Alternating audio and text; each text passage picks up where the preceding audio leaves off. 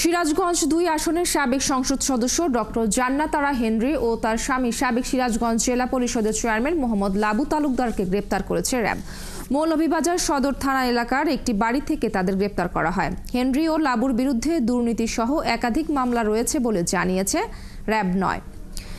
এ বিষয়ে বিস্তারিত জানাতে সিলেট থেকে যুক্ত হচ্ছেন সহকর্মী হুসাইন আহমেদ সুজাদ। সুজাদ, একটু জানাবেন যে সাবেক সংসদ সদস্য ডক্টর জান্নাত আরা হেনরি ও তার স্বামীকে বর্তমানে আসলে কোথায় রাখা হয়েছে, আর এই বিষয়ে সবশেষ কি তথ্য আছে আপনার কাছে?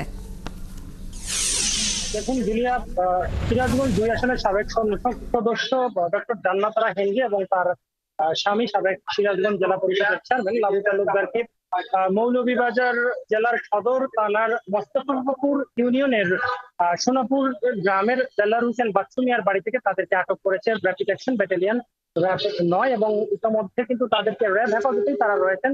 র্যাব ৯ সবশেষ আমাদেরকে যে তথ্য জানিয়েছে যে তাদেরকে গ্রেপ্তারের পর এখন কিন্তু তারা ডক্টর জান্নাত আরা হেনরি এবং তার স্বামী লাবু তালুকদারকে পুলিশের কাছে হস্তান্তর করার প্রক্রিয়ার কাজ করছেন।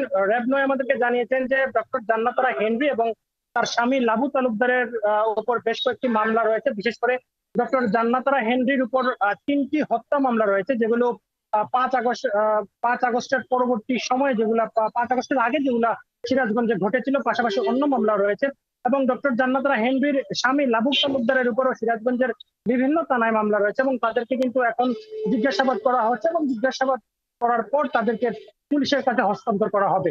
তো এই ছিল আমার কাছে সর্বশেষ পরিস্থিতি। দুনিয়া, যুক্ত হবার জন্য এই মুহূর্তে।